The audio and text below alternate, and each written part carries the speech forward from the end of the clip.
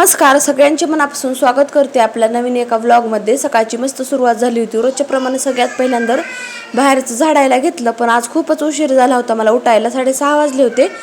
तर किती पण उशीर हो तरी पण मी सगळ्यात पहिल्यांदा बाहेरचं झाडून घेते। पारसट होणे म्हणतात दार वगैरे, तर लगेच झाडून पुसून घेतलं। आणि काय होतं, थोडं बी उशिरा उठलं ना तर आपलं सगळं रुटीन दिवसभराचं इकडं तिकडं होऊन जातं। त्याच्यामुळे लवकरच उठलेलं परवडतं। 5:30ला पण उठलं ना तर आपलं सगळं मस्त होऊन जातं। तर सगळ्यात पहिल्यांदा झाडून पुसून घेतलं आणि लगेच रांगोळी पण काढून घेतली। आणि काय होतं, टिफिन वगैरे नसला ना उठण्याचा कंटाळाच येतो थोडासा। आज टिफिन पण नव्हता आणि 8 दिवस झाला आईकडे राहून आले होते, त्याच्यामुळे सवय पण मोडली आहे। आणि म्हणजे लेकरं वगैरे दुखायचं असलं ना तर दुखू लागलं ना तर ते पण आपल्याला काही करून पण वाटत नाही। तर असंच झालं होतं माझ्यासोबत। 15 दिवस झाला आता सवय मोडली आहे लवकर उठायची। नाहीतर मी 4ला उठण्याची सवय ठेवली होती, तर आता परत मी तीच सवय लावणार आहे। तर बघू शकता। आणि घरातली माझी बाकीचे सर्व कामे वगैरे सगळे आवरून घेतली होती मी काल आल्याबरोबरच गावाकडून। तर बघू शकता, सगळ्यात पहिल्यांदा झाडून वगैरे घेतलं आणि लगेच सकाळी मी फरशी पुसून घेते लवकर उठल्यावर। पण आज उशिरा उठल्यामुळे फक्त झाडूनच घेतलं, सर्व घरामध्ये झाडू ते मारला आणि पुसून दुपारून नंतर घ्यावं म्हटलं। भैया पण आला होता, तर बघू शकता इथं आज भावाला देवपूजा करायला लावली। तर छान अशी भावानं देवपूजा केली होती। भैयाला पण सुट्ट्या लागल्यात त्यांच्या कॉलेजला, त्यामुळे आला होता। तर त्याचं पण आता BSc नर्सिंगचं 2nd इयर सुरू आहे भैयाचं। तर इथे बघू शकता लगेच माझी आंघोळ वगैरे करून घेतली आणि माझं आवरलं। आणि इथं रात्रीचे भांडे वगैरे सर्व मी घासून ठेवते। सकाळी उठल्यावर झाडून वगैरे काढणं असतं माझ्या मागं आणि लगेच स्वयंपाकाला लागणं माझं आवरून। तर इथं आंघोळ वगैरे करून घेतली। भैयानं देवपूजा केली होती, मोठं काम केलं होतं एक। तर देवपूजाला 20 मिनिट मला लागतातच रोजचे। तर बघू शकता इथं आज बनवायचे होते मला पराठे। आपले बटाटे पण शिजले होते, त्याचे सालटे वगैरे काढून घेतले आणि लगेच फोडणी दिली। तर मला ना असं कुणी काय करतं, उकडून घेतं बटाटा आणि कच्चं साहित्य टाकून मध्ये पराठे बनवतं, पण मला तसं अजिबात आवडत नाही। मी दरवेळेस काय करते, फोडणी देऊनच बटाट्याची भाजी वगैरे बनवून घेते आणि त्याच्यामध्ये नंतर स्टफिंग वगैरे घालून घेते, खूप छान लागते। आणि फोडणीमध्ये मी तुम्हाला सांगितलंच आहे, जिरे मोहरी आणि थोडे सोप आणि धने टाकायचे, तर त्याने खूप पंजाबी स्टाईल अशी चव येते पराठ्यांना।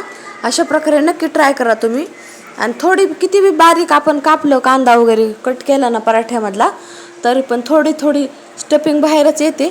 आणि स्टफिंग बाहेर आल्याशिवाय आपल्याला म्हणजे कळत पण नाही पराठा असा छान झालाय का नाही।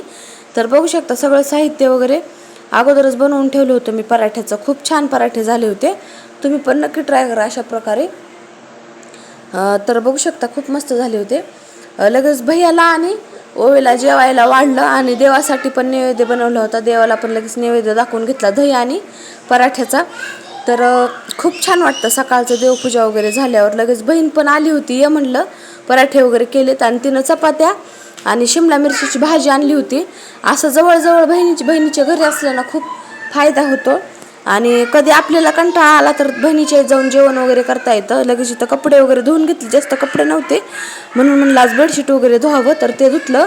आणि पाण्याचा प्रॉब्लेम उन्हाळ्यामध्ये सगळीकडे होतोच, आमच्या इकडे पण थोडासा झालेला आहे, त्याच्यामुळे असं कमी पाण्यामध्ये भांडे वगैरे धुत होते पातेल्यात पाणी घेऊन। तर बघू शकता पाण्याचा थोडा कमीच वापर केला बरा उन्हाळ्यामध्ये। तर इथे लगेच गॅस वगैरे पण घासून घेतला। गॅस जर तसंच ठेवला ना दिवसभर ते तसंच पडून राहतं, त्याच्यामुळे म्हणलं अगोदर भांड्याचं वगैरे काम करावं। आणि काय होतं नेमकं आपलं तसं असलं ना काही ठेवलेलं की कोणी पाहुणे रावळे वगैरे येतातच, त्याच्यामुळे म्हणलं अगोदर हे आवरावं सगळं। घरामधलं तर सगळं क्लिनिंग मी सकाळीच केलेली होती, फक्त राहिली होती फरशी वगैरे पुसायची। तर इथे बघू शकता गॅस वगैरे सर्व पुसून घेतला। आणि मला काय सवय आहे, सकाळी किंवा संध्याकाळी एक टाईम मी गॅस धुवूनच घेते, जसं ठेवतच नाही मी। सकाळी किंवा संध्याकाळी दिवसातून एक टाईम धुतेच आणि एक टाईम पुसून घेते असे कोरड्या कापडानं। तर बघू शकता झुरळ वगैरे होत नाहीत, तर खूप छान वाटतं। आणि किचन ओटा पण एकदम क्लीन राहतो। आणि अशा प्रकारे बेसिन पण घासायची, कारण बेसिनमध्येच कॉक्रोच वगैरे खूप होतात, त्याच्यामुळे बेसिन पण साबण वगैरे लावून अशा प्रकारे मी घासते आणि एवढे स्वच्छ राहते म्हणजे आपल्याला नंतर डीप क्लिनिंग करायची गरज लागत नाही। म्हणून रोजच्या रोज असा हात फिरवते नळावर वगैरे, नळ पण एकदम स्वच्छ राहतात। क्षारच्या पाणी वगैरे डाग पडलेले असतात ते पण निघून जातात रोजच्या रोज क्लिनिंग केल्यामुळे। लगेच इथं फरशी पुसायला घेतली. तर सोप्यावरचं बघू शकता ओवीनं किती खेळण्यामुळे उचकून टाकलं होतं. तर इथं बघू शकता लगेच हॉल, बेडरूम आणि किचन सगळं पुसून घेतलं.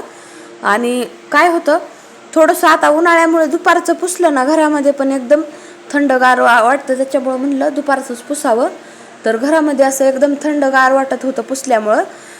तर खूप मस्त वाटतं. नंतर आदल्या दिवशी मी केकची रेसिपी बनवली होती, तर ती तुमच्यासोबत. आंबा अशा प्रकारे मिक्सरला बारीक करून घ्यायचा, रवा दही टाकून घ्यायचं, व्यवस्थित फेटायचं आणि आंब्याचा आपण पल्प काढला ते टाकायचा आणि दुसरं बाकीचं सर्व साखर मीठ टाकून व्यवस्थित हलवून घ्यायचं. 10 मिनिट भिजवून ठेवायचं. केक खूप छान होतो. तूप पण घालायचं, तुपाऐवजी तेल पण टाकलं तरी जमतं आणि खूप छान मस्त केक होतो. दूध टाकायचं. तवा अगोदरच गरम करून ठेवला होता मी आणि खूप मस्त होतं बघा. आणि बेकिंग सोडा आणि बेकिंग पावडर घालण्याच्या नंतर खूप वेळ म्हणजे केक फेटायचा नाही, तर फुगत नाही.